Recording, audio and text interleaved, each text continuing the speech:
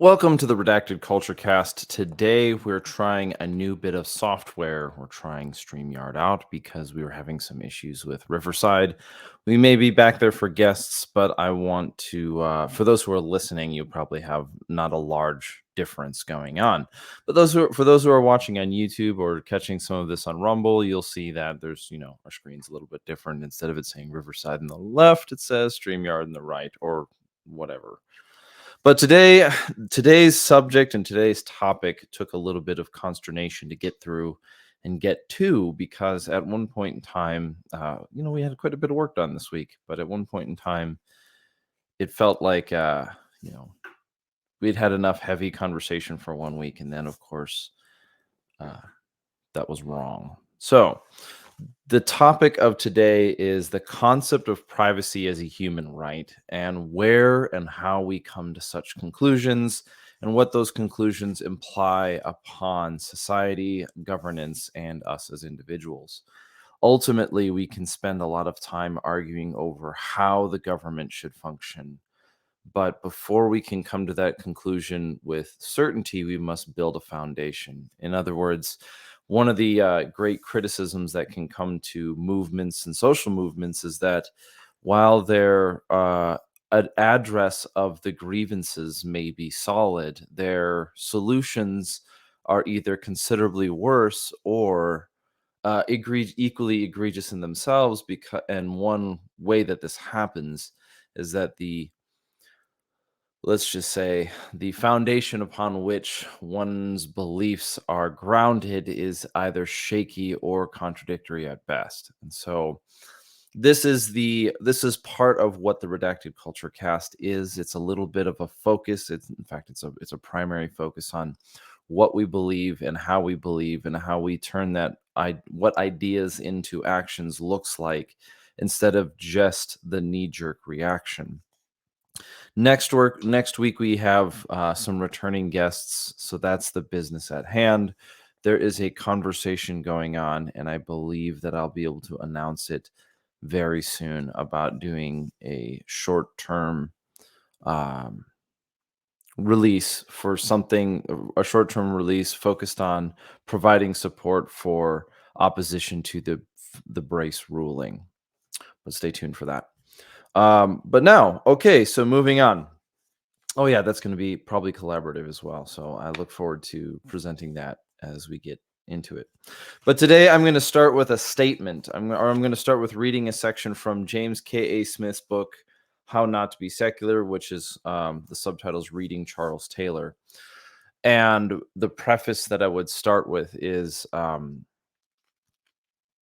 there are levels of intelligence, maybe is a way of saying it, or there are levels of capability. Maybe there are differentiations between peoples who are capable of engaging in an idea, or that differentiate them from, let's just say, those whose pure response is always emotional. And so why am I reading a book said How Not to Be Secular? Well, I would argue that this is not a form of proselytizing, but if you have a question, if you feel like the world that we live in right now is either a void of meaning, or has lost any sense of enchantment, or seems to be in a pressure between the imminence of the moment and the pointlessness of that moment at the same time, this is a good example. It's not so much a tome or a book meant to argue for a religious belief, but it's one that it's a book about a book that addresses what the spirit of our contemporary age is. If you've heard the word zeitgeist, this is like this is the this is a much greater, much more thorough example of what zeitgeist might mean. So I'm going to read a small section from this book, How Not to Be Secular.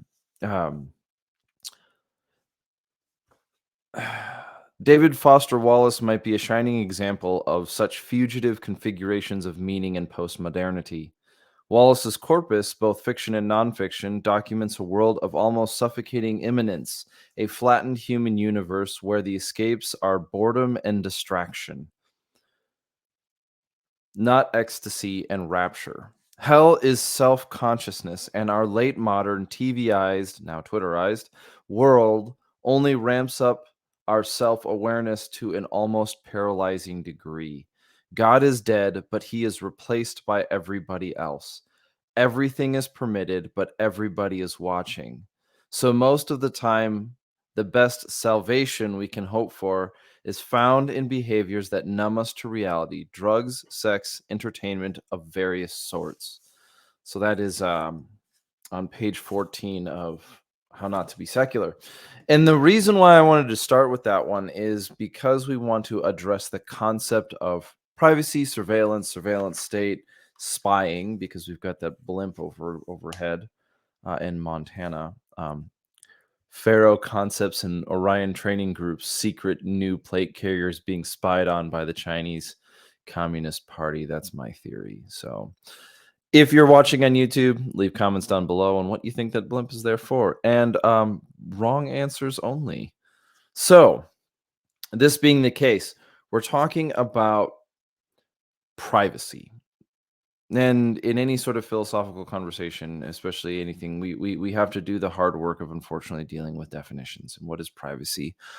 And I think in the most rote example, what privacy would be is the ability to extract oneself from the observation of other people. In other words, I'm sorry, there is this concept in both Middle Eastern and especially seen in Arabic culture of the sacred and the profane.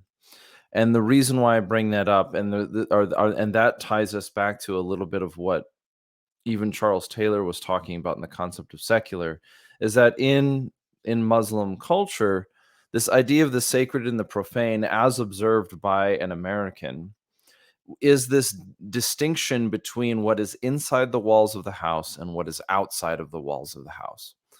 And so when we see pictures and depictions of like Arabic countries, especially in our contemporary era, we oftentimes see kind of dirty streets and less savory alleyways and this kind of um, how would you describe it? We see when we see it, we see this kind of dusty, dirty area, right? But then if you've ever gone inside of the house, Morocco is a really good example for this. If you go inside the house, you'll find the floors are extremely clean. The house is extremely well put together. And it's almost like you've gone through a portal, hence door, into a different world. So secularism, this concept of secularism and the concept of privacy, that I think one of the things about privacy and secularism, and I mean by secularism as in the opposite of the sacred, the opposite of the private, is that you can make an argument that what we mean by secular means the world where there is no privacy. There is no such thing as a private belief. Everything has to be public, observed, or in some way surveilled upon. Because secularism can simply attempt to mean something like the a-religious, but at the end of the day, I think that is a very short-sighted, hopeful post-atheist perspective of what the idea would be if we had a world without religion. And instead of getting a world without religion and belief, we get a world where the state is the religion. And we'll get to that in a little bit. So the idea then is the question of how do we come to the conclusion, or is there any foundation for the idea of privacy as a human right? And if there's a foundation for it, what are the implications of that piece? We'll come back to Charles Taylor and we'll get into some other things. Let's start with and then we'll also lead to how it applies to when we're talking about when it comes to gun control or gun rights or human rights. So, first, rights are something that we believe that is an abstract object of sorts possessed by individuals on the basis of what they are. So a human has a right because he is a human. In other words, the rights of a human are not granted by an agency, a government, an institution or anything created by man. In other words, rights cannot be a self-licking ice cream cone. They cannot be a circular or self-justifying argument. Within philosophy and within argumentation, we recognize that a circular argument, well, circular arguments have problems, and one of the main issues of a circular argument is if a thing proves its own existence, it either must be sort of omniscient or it must be self-contradictory. And we recognize that omniscience is sort of limited to whatever the first mover would be. That's a call to Anselm. I think that was a callback to, well, Avicenna. We'll just go to Avicenna. We're talking a little bit about Islamic and Muslim culture today, um, and its relevance to historical beliefs and understandings.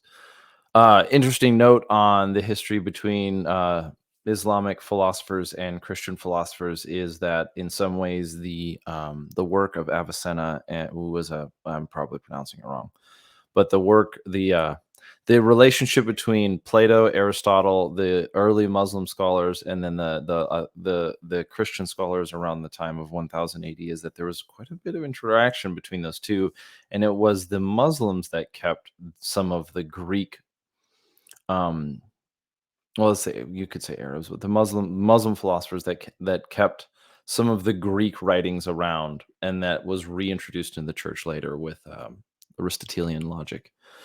But we're getting beyond ourselves. So the idea of a human, what is a human? What makes a person a person?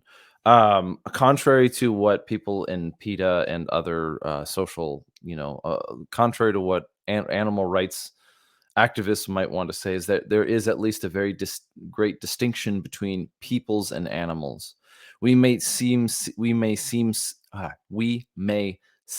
similarities, but even one concept alone would have to be the harshest distinction between animals and mankind, is that animals do not have any ritual that they perform in, so let's just say, worship of a god. There's no history within animals seeing something like that.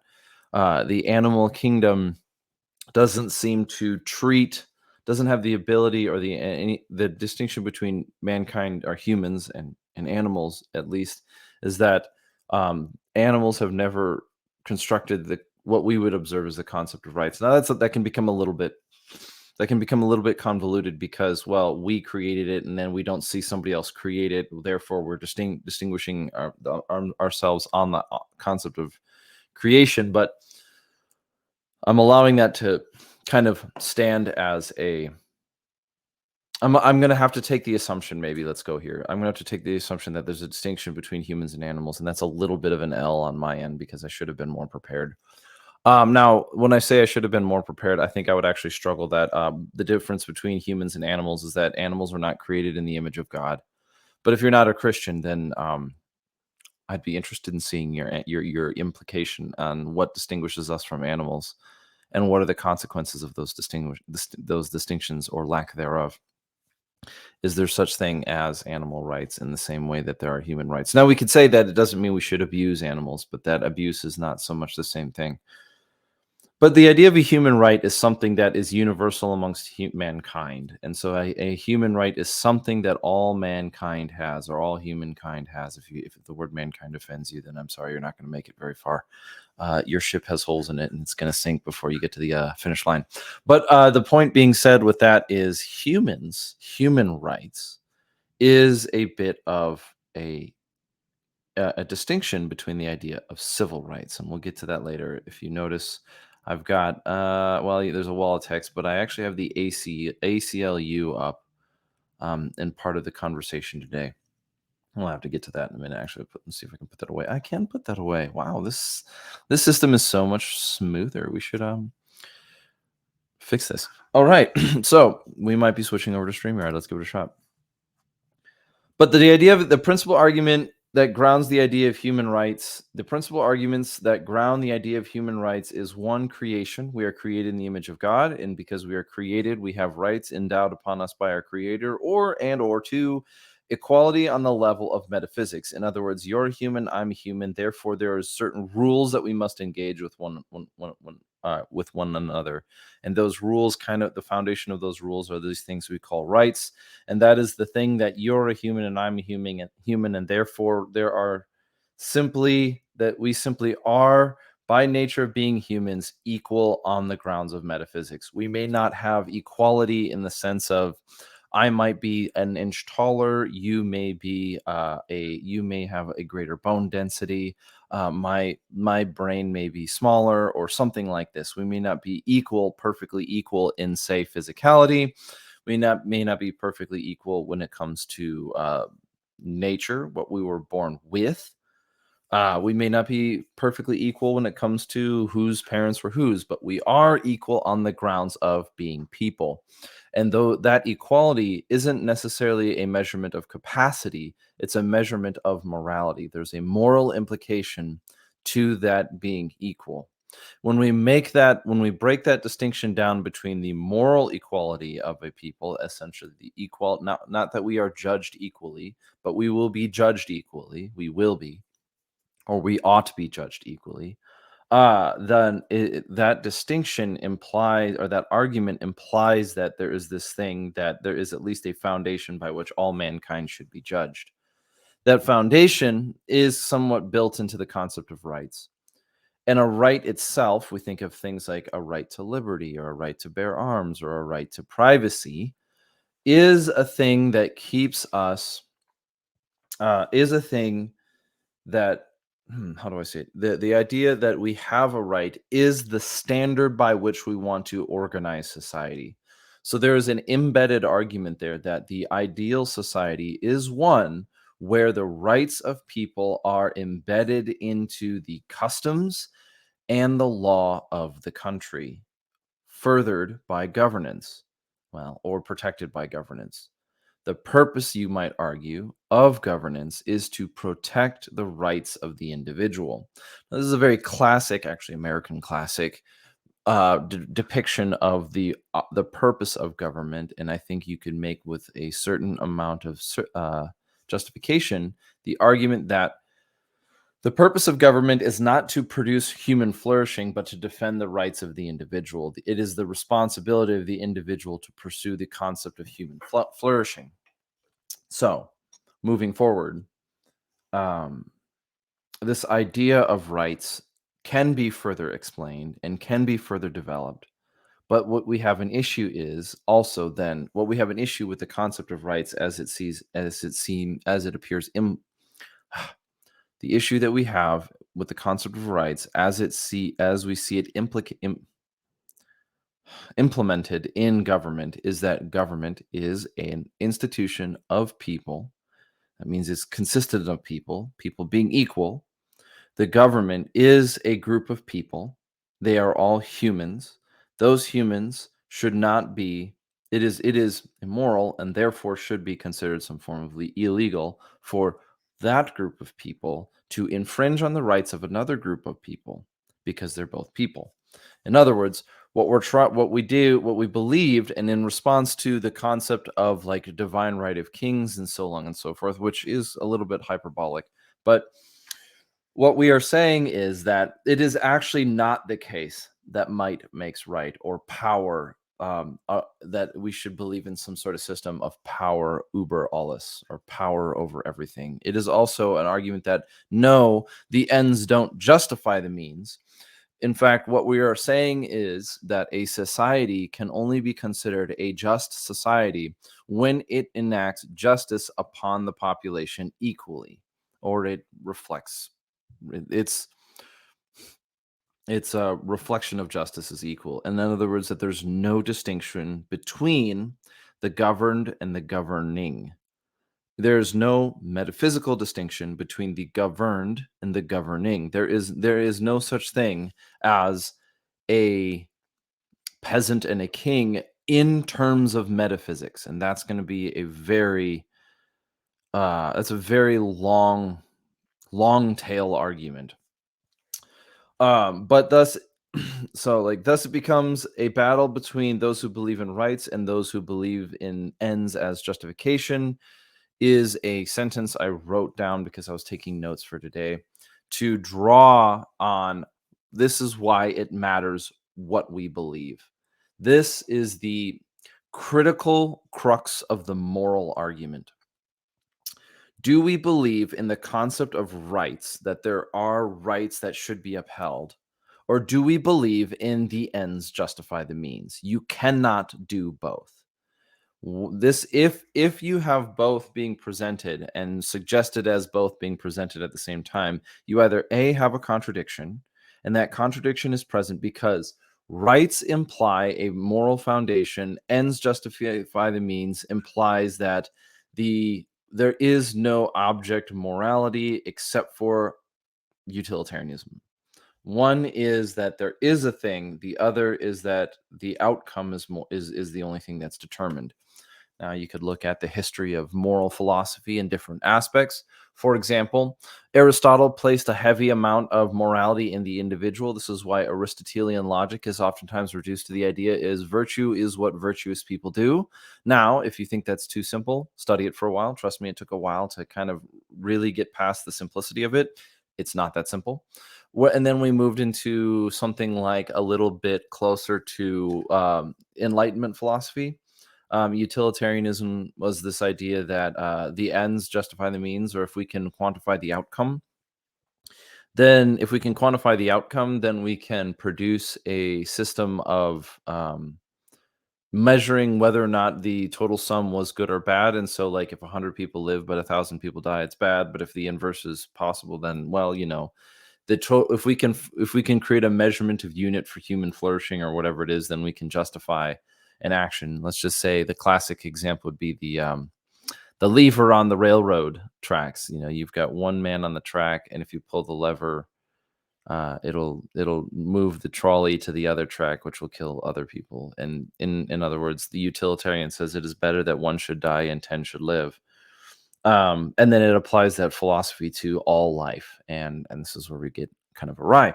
And then so after utilitarianism, and I'm not saying this is purely chronological, but this is a little bit on how in different times in history different concepts of morality have been grounded. Funny enough, the concept of rights is possibly the oldest form of belief ever that has only been constantly broken. In other words, kind of like the idea of not necessarily democracy as it is listed politically, but the idea of people having participation in their government is sort of this truth that gets returned to over time. Communism being a disease, a fever that you have to sweat out. So, in the same way, you'd want to talk about like authoritarianism, but the the next argument when it comes to morality would be something like Immanuel Kant, and he addresses an issue of the well, let's see, he addresses the issue of the imperative, the universal imperative. And I'm not exactly the best scholar on Immanuel Kant, but I can recognize one thing that he addressed is that the idea of utilitarianism simply measured the outcome, and Immanuel Kant identified that the intent of the actor also comes into play on whether an action is moral. So, now to return to the concept of rights and why we are talking about privacy as a human right. There is a couple of ways that we can come to the conclusion that privacy is a human right, and how we get there is actually much more important. Or is all I wouldn't say much more important, it is equally important. Um, and so we have ideas like we can say, well, the surveillance state is wrong, but if we can't say why, then not only will our, let's just say, fervor or intent fall short, but also um, we are prone to enacting similar grievances, even in our own actions. So, privacy, though, the idea of privacy as a human right, in my opinion, can be best drawn back to cultural references that have enforced it, but also the sovereignty of the individual. Now, is the individual sovereign over everything? No, but they are sovereign over their own body. They are sovereign over their own mind. And being sovereign over their own mind and body implies in my argument that they should have some that institutions which sort of infringe on that sovereignty um, exclusively, thus thus determine themselves as immoral. The sovereignty of the individual over their own body would be such that removing, um, how would you say, someone's ability, removing someone's ability to be someone's liberty is in other words is the same thing as removing their privacy. Privacy would be kind of an extension of an individual's liberty, but that was a really, really terrible transition. Um, the When it comes to people, this is how why it matters on this is why there's some sort of importance on what we believe about what it is that makes people people. If we are to believe in the concept of human rights, we must fundamentally consider the metaphysical question of what is man. What is mankind? What is humankind? What are people? If we are simply automatons, we run into moral issue. We have to function in the moral implications of those things. If we are mind, spirit, and body, we must organize ourselves according to what those three things are. If we are, what we believe about what a human is fundamentally determines what we believe rights are. And if we believe a human is a person being an individual being a sovereign meaning that you have the rights to your own body and will, then we run into problems when said rights are infringed upon.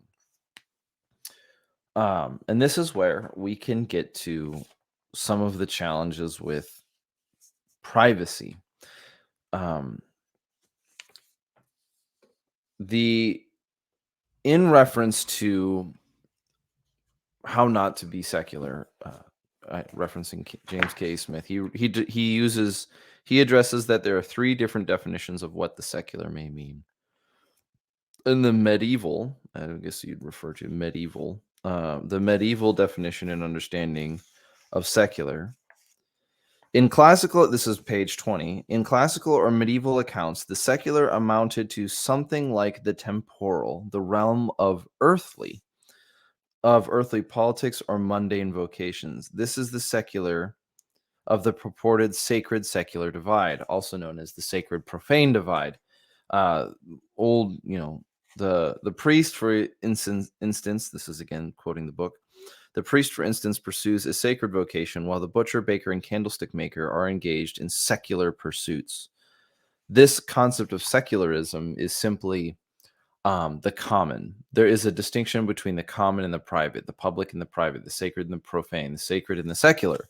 And so, if we were going to live in a secular age, that means that there is no longer anything which is sacred, which would be the argument of what postmodernity feels like. There is nothing true, or there's nothing sacred, there's nothing foundational anymore. And in order for us to address the issue of privacy, we must the question has to become on what grounds. And this is where I continue to run aground on any other argument other than there is this thing called the sacred, the soul, and it is because we are created. And it is we are created in the image of God. And so, in other words, I think that the concept of rights necessitates the existence of a God. Now, that is me making this argument. Um, and that God is the bearer or the grantor of rights, and that higher authority is a constant affrontation to government because government cannot stand there being something over it that it has no power over. Jesus, the in one sense, Jesus was put to death because he um called to task the eminence of the Roman government, and he said, I am the Son of God, and they're like, well. Uh, we can't have anybody challenging our authority here. So to the cross you go. Same thing for the Sadducees and the Pharisees, but they had their own problems too. So I want to make a claim. I'm going to make a claim here that has been sort of building and building and building and building. One of the things that was brought up in the 21st century, the 20th into the 21st century, with the end of modernity and the introduction of postmodernity for those who are historically educated, is this idea that Nietzsche referred to as the death of God. Now, I know there are people who quote Nietzsche to sound smart, and then there are people who have read Nietzsche, and unfortunately, I technically fall into the first category. I've not read enough Nietzsche, but I have not read enough Nietzsche to say that I am scholarly educated on him. I know a series of his ideas, but I can't say that I am the best. So if I am wrong in this one, please correct me.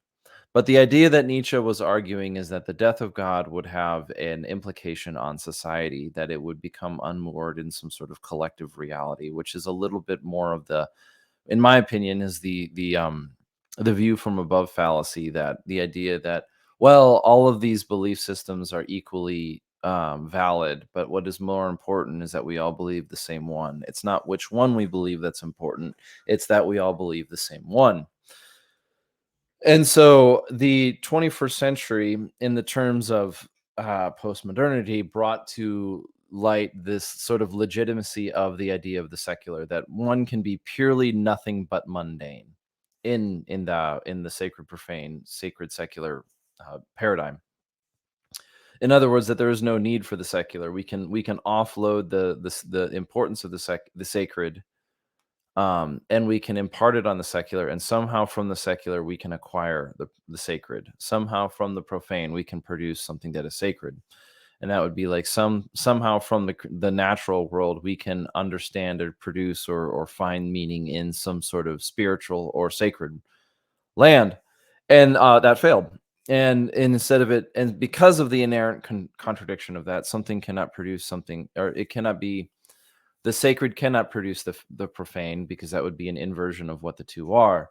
Human society oriented itself to creating towers of Babel in the forms of government, and those forms of government produced all of the atrocities of the 1900s, whether you want to talk about communism, socialism, Nazism, or whatever it is.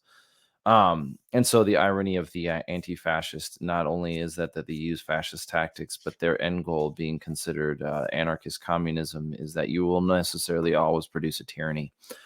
But that's beyond the pale, or beyond the point of today. But what we end up running into is that there are certain principles that govern the sacred that are limited to God, and then we have the issue of morality being the straddling of the two. The straddling of the two being that morality straddles both the sacred and the profane. There are things that must be done in secret or in sacred, and there are things that ought to be done in public. And it's not that they're, and a hypocrisy is when the public contradict the private, like in such a way that the private are not justified. How do I say it another way? So, if I am one thing in private and one thing in public, that itself is not a contradiction. It's when what I do in public is contradicted by what I do in private. What I claim in public is contradicted by what I do in private. um and so government in its people, mankind, an attempt to fill the void left by um abandoning the sacred in its own sense, and sometimes for good reason. Perhaps their beliefs in the sacred were built on shoddy ground. They produced forms of government. We produced, not they, we produced or organizations in society which worshipped the worshipped the product of man in the way that we would normally worship the sacred. And the clearest example of this one would be this idea of like communism, which is the government as God organization of society. And trust me, I'll eventually get into the issue of guns here. And so the um and how privacy is it functions in relation to individuals. And so um, what we have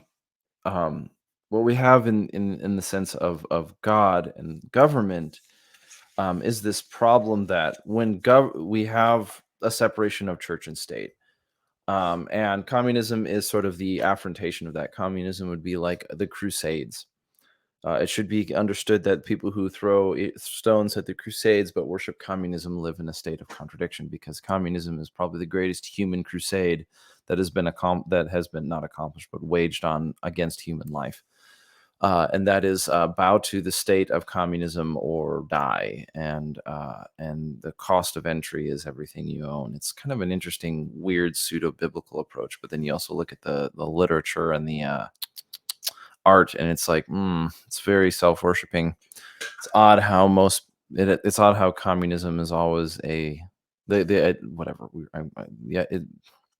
the self serving issue of communism, but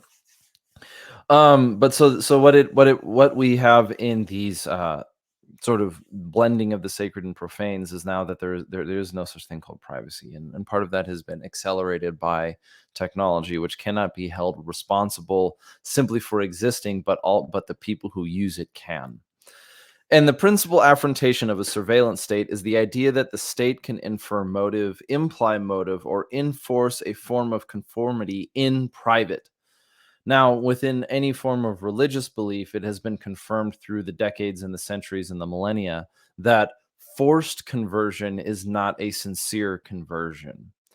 And the other challenge of forced conversion is that not only is it not sincere, but it sort of jeopardizes the validity of the thing itself. And so this is why you find within the history of Christianity is that whenever people who call themselves Christians, whose Christianity should be called into question, but whenever people who call themselves Christians attempt to imply or force conversion, the product is never good. It also is very rarely ever Christian. But, comma, not but in the sense of getting rid of it. However, how am I trying to say this? However, um, so forced conversion is never a sincere conversion. It produces something other than Christianity. That does not mean that um, there's a difference between conversion, or it does mean that there's a difference between preaching and conversion. So I mean, and so that doesn't mean that the mere existence of a Christian belief is itself a imposition of it. And I think that well, this is imposition. Yeah, I think that in my opinion, in my and not so humble opinion, I think that the um, statement that religion should not be shoved down people's throats is a way of deferring the cogency of arguments made against them, and it's a sort of arguing with oneself. But I digress. So, the principal affrontation of a surveillance state is the idea that the state can infer motive, imply motive, or enforce a form of conformity in private as well as public. Effectively eliminated the private, but by trying to retain the vestige of it, it provides dwellings which function under surveillance. So the there's a belief within religious understanding of that God being omniscient. He knows what you are doing. He knows your thoughts. He knows your heart. When the state tries to take this on, when the state you know that a government is doing the wrong thing when it starts treating itself as God, even if you're not religious, even if you don't believe in any. Well, let's say I wouldn't say that. I have to by my consistency say that all people are religious because we have some sort of morality. But what we can come to the conclusion of is whenever a person or a government starts viewing themselves as God, that itself is immoral. I will restate myself. The act of infringing on privacy is the act of government beginning to operate and function as if it were this thing called God, being the diviner of morality, and that itself is immoral. So to use an example of the separation of church and state is that we believe the argument of the separation of church and states is that no one institution should hold both the sword and the pulpit. The pulpit preaches what is good, the sword enforces rights. If an institution has both the sword and the pulpit, then that institution being constituted of human beings um, will necessarily become or function as if it were, it will necessarily attempt to function as if it were God. And so this is probably the closest thing to all power corrupts, absolute power corrupts absolutely. So then why privacy? Well, in an ends justify the means argument, and I don't think these are very good ones, but in the end, if the ends are the things that justify the means, you possessing something means nothing if the government can surveil upon you at any given time. The idea of the Second Amendment is just as much about privacy. This is I think what I think is more important about it. The Second Amendment is just as much about privacy as it is about firearms.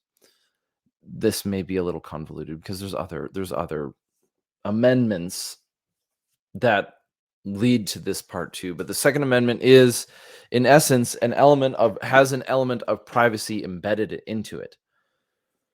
If we were to say that something is something if we were to say something like, well, the government one thing that the government um doesn't have is they don't have the right to infringe on the sacred, right? This is a separation of church and state, as well as religious liberty.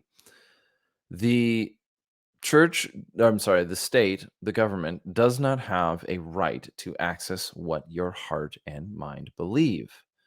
They only have, as granted by the people, the authority to protect the rights of the individual.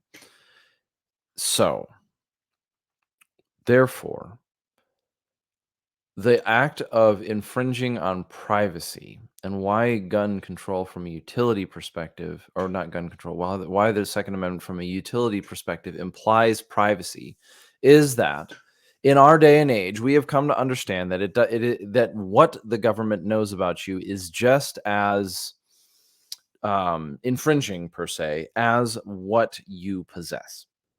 Me having the right to bear arms is equally about me having the right to being private about the arms that I bear, so that the government will not infringe on my other liberties, as well as me owning those items. The fact that I own an AR-15 is the fact that I own an AR-15 would be just as important as the fact that the government doesn't know whether or not I own an AR-15, because the government consists of people, and people will be deterred from infringing on rights by information they do not have, in theory. But it also is an infringement on the right of me as an individual to have the state surveil me to the extent of tracking what I am, because we are people. The government consists of people. We are people, unless they believe themselves ontologically separate than me, metaphysically distinguished, not ontologically separate, table brown ontologies, people, metaphysics. This is the divine right of kings issue, and so the government stripping you of your rights is the divine right of kings issue, saying that them, by nature of being government, have some authority uh, to determine the metaphysical status of you as an individual, and we call that a tyranny. So when it comes now, in conclusion, and as we're moving uh, on to the ACLU. Let's see how this looks. Oh, it's teeny, but we'll try it. This is my Tim Pool window. Shout out to Tim Pool. Um, I hope you guys start doing the gun thing, as we have only a limited amount of time. Um, just don't make it dramatic. So we're looking at the ACLU, which is that we're going to address the ACLU's position on gun control, and see on it and in reference to privacy. So this was written, mind you, March 26, 2018, by Luis Melling, Deputy Legal Director of Ruth Bader Ginsburg Center for Liberty. Okay, so the ACLU is not um, universally respected for their position, but they hold some form of institutional power, and why what we think matters, especially about liberties, will become very clear here. They're referring to civil liberties, not human rights. When we're talking about civil liberties, we're talking about the liberties of the civil or of the people, as perhaps granted by government. Civil liberties. And this is the statement I will read. Quote, when analyzing gun control measures from a civil liberties perspective, whatever the hell that is, We place them, that my commentary, we place them into one of three categories. First are laws that regulate or restrict particular types of guns or ammunition, regardless of the purchaser. These sorts of regulations generally raise few, if any, civil liberty issues. They might not raise any civil liberty issues, but they certainly do raise a whole lot of human liberties or human rights issues. That's my commentary. Um, Second are proposals that regulate how people acquire guns. Again, regardless of the identity of the purchaser. These sorts of regulations may raise due process and privacy concerns, but can, if carefully crafted, respect civil liberties. No, they can't. Third are measures that restrict categories of purchasers, such as immigrants or people with mental disabilities, from owning or buying a gun. And this is where the problem comes to pass. These sorts of, and that's my commentary again. These sorts of provisions too often are not evidence-based, reinforce negative stereotypes, and raise significant equal protection, due process, and privacy issues. Third are measures that restrict categories of purchasers, such as immigrants or people with mental disabilities, from owning or buying a gun. And this is where I would um, and this is where we need it. We can talk about privacy because they talk about privacy in the end. And this is a really good distinction. I think we can use the fact that I don't agree with their argument's conclusion, but understand the explanation within the argument as something valuable for what we're talking about. So they address that there are three ways or types of government regulating um, gun control, right? This would be one is that it restricts the item. This is in one ways the easiest to deal with because it doesn't target people. So if we say that people cannot own a forked stick, then we say then it's not so much a civil liberty issue if no one can own a forked stick. The second one would be in order to own a forked stick, all people must do a thing, which is kind of where we exist now within our government. We kind of have the first two. No one can, except for the government, which is a moral question. And no one can own a thing. And in order to own a thing, people must do a thing. They must jump through hoops. And then the third one is only specific people can't own guns. And this is where you get Maj Touré's all gun control is racist because gun control this would be, I guess that's I should have him on the show. That was a poor representation of Maj Touré, and I want to make sure he gets to represent himself better. But, or not but. So, what I would say is the ACLU correctly identifies that there's something dubious about picking and choosing who can and cannot own an item. It also has a dubious nature. There's also a certain dubiousness, certain immorality that would imply that there's a certain amount of privacy that must be infringed upon in order to execute this sort of distinction. Like, for example, we may agree in principle that there are certain people who um, should be prevented from owning guns. We might believe in principle. This is might. And that would be something like violent criminals. Well, I mean that's a category upon a category upon a category. So let's throw that one away. Because who determines which is criminal? Well, as we're seeing today, that issue is difficult. But we also recognize that we can't do it perfectly. We are human beings, and human beings will necessarily, because of the nature of our imperfection, produce imperfect systems. So we'll do the best that we can. So, first, our law, and to quote the ACLU again, first are laws that regulate or restrict particular types of guns or ammunition, regardless of the purchaser. These sorts of regulations generally raise few, if any, civil liberty issues. The way that I would contest this one is that the people who determine what things are what, the people who determine first are laws that regulate or restrict particular types of guns or ammunition. The real question is who chooses? Who chooses what should or shouldn't be owned? And the state that in the current status of the United States right now, the people who are having the most sway over those questions are the people who are the least capable of answering them. It is quite literally, our government is quite literally the Dunning-Kruger government of America. The ATF's proposal on brace rulings, the ATF's ruling on braces is quite literally being ruled by the Dunning-Kruger effect. The people who make the most impact, have the most impact on the rights of the population, are the people least equipped to do so. We don't live in a meritocracy when it comes to gun rights. We live in the inversion of it. The dumbest rise to the top when it comes to government.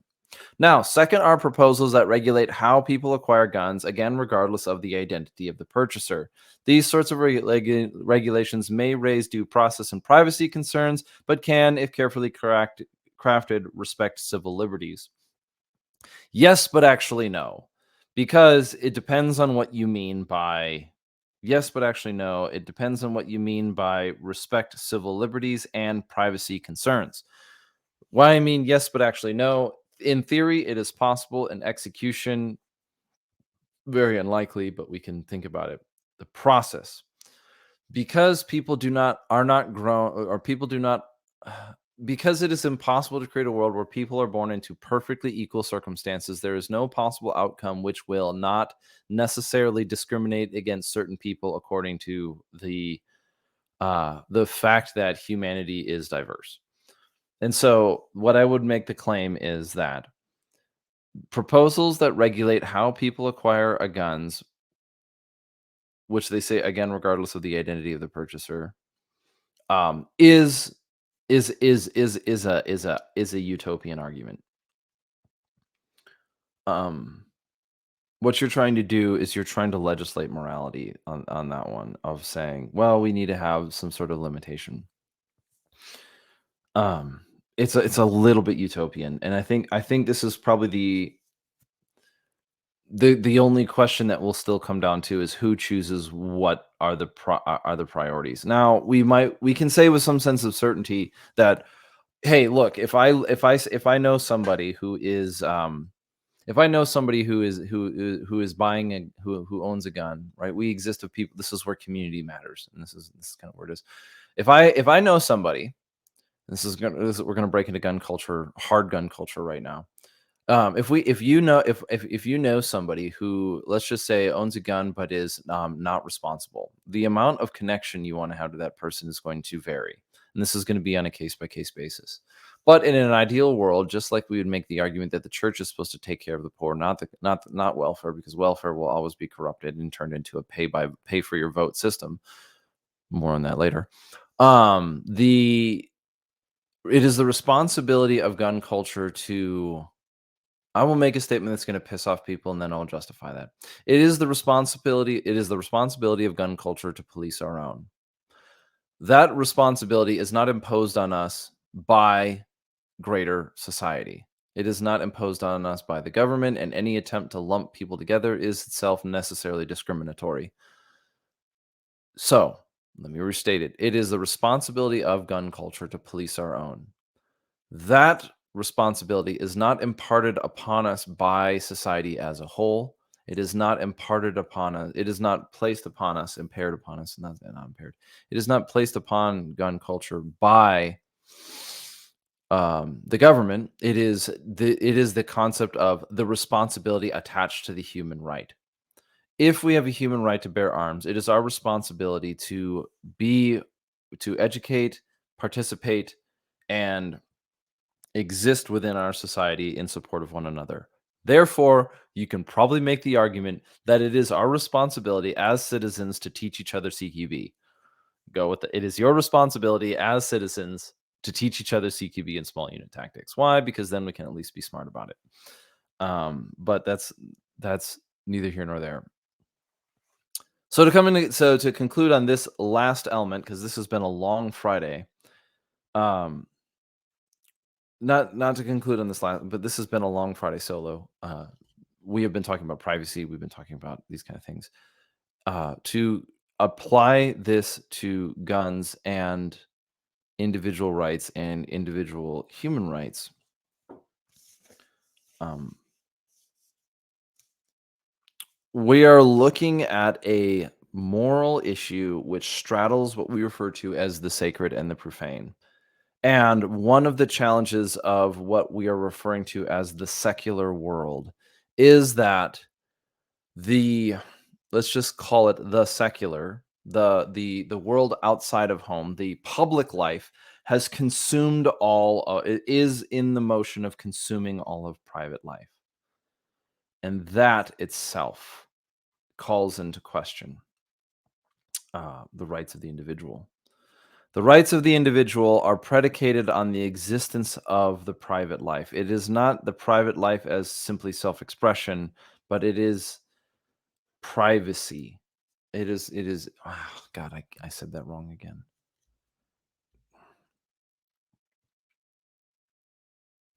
The right to privacy is more foundational to our existence as human beings than is the right to bear arms. The right to bear arms is the expression of the rights of the individual. The concept of human rights, when properly expressed, looks like the right for individuals to bear arms because we see each other as equals. And as equals, being seen as that way, we recognize that that level of authority does not exist within the hands of the individual over another individual. Could this be turned into a utopian anarchism? Possibly, but it shouldn't. Government has its purpose. We'll get to that later. Privacy, in reference to guns, is an affrontation. It is an identification of the affrontation of what we would refer to as the NFA, the National Firearms Act, and the tax stamp stuff, the Gun Control Act and GCAF, whatever. If you want to talk about SBRs and how the idea that if you want to talk about this in reference to the issues with the SBRs, the issue with SBRs is not that the issue that we have with braces and SBRs is that we do not. The primary issue is the idea of surveillance, that the government by that the government has some sort of some sort of right or some sort of authority to surveil you in your home, thus acting as if it were God. The affrontation of the surveillance state is the implementation or the implication that those within government, the affrontation, the offense of the surveillance state is that it implies that there are those within governance who bear omniscience enough to determine whether or not your privacy is moral or immoral. That itself is an infringement on the rights of the individual. And when it comes to the NFA, it is the infringement of your right to privacy by the ATF according to the possession of an inanimate object. This is why I am trying to be fully articulate with it, because the mere argument that the abolition of the ATF is the mere argument of reducing it to the abolition of the ATF is in itself not going to get us anywhere. It's a great rallying cry if you like rallying cries, but if you remember things like 2020, the we have nothing to lose but our chains argument is a little bit ironic when you're also arguing for slavery, but that's we'll get to that later. So in conclusion, the the moral problem with the surveillance state is, on one hand, the eradication of what is there of privacy, and will require the reestablishment of the necessity of privacy. This will be accomplished by the will of the people through proper legislation over time. You will not be able to create we will not be able to, or let's see, no form of revolution or reform will be justified if we refuse to engage in the morality and the philosophy of what we believe. This is a principal differentiation between the American and the French revolutions, where the American Revolution was able to produce a country immediately after the American Revolution, um, Well, not immediately, but over time, because it had principles that it built itself on, and then whereas the French Revolution produced a return or a Napoleonic Empire because of the failure for the population on the base level to embrace those things. And so the principal immorality of the surveillance state is, on the one hand, the eradication of the private, and on the other hand, the attempt to imply that the government itself is omniscient. And since we are human beings, we recognize that nobody is omniscient, and that therefore the idea of a surveillance state is a Tower of Babel, which will necessarily collapse under maybe things like code. Maybe it will happen through changes in language. Maybe it will happen in changes of rights. We don't know. We'll see. Well, not changes of rights, but maybe it'll happen in different ways. So we'll see going forward. That being the case, stay tuned. We are going to release. We are looking at ways to release a product. It is a product, admittedly, where the proceeds of it will go to the Firearms Policy Coalition. I know there are other organizations out there, but at this point in time, they seem to be um, doing a good job. So that whether or not seeing who that's in partnership with will come out soon. But this has been the Redacted Culture Cast, where we address what we think, why we think that way, what we believe. This is the argument where um, this is where we are willing to engage in ideas and let those ideas build the foundation of our society. As we had the conversation with Mike Glover a couple of weeks ago, it is not the crisis that we are focused on, but who emerges from the crisis as champions. And we believe that the right, not the right as in the political right, but we believe that, um, I believe that this is where some optimism exists, is that we can be the people our children will look up to. And so we should strive for that. Strive for that which is good, that is right, and that is true. This has been the Redacted Culture Cast, and we will see you soon.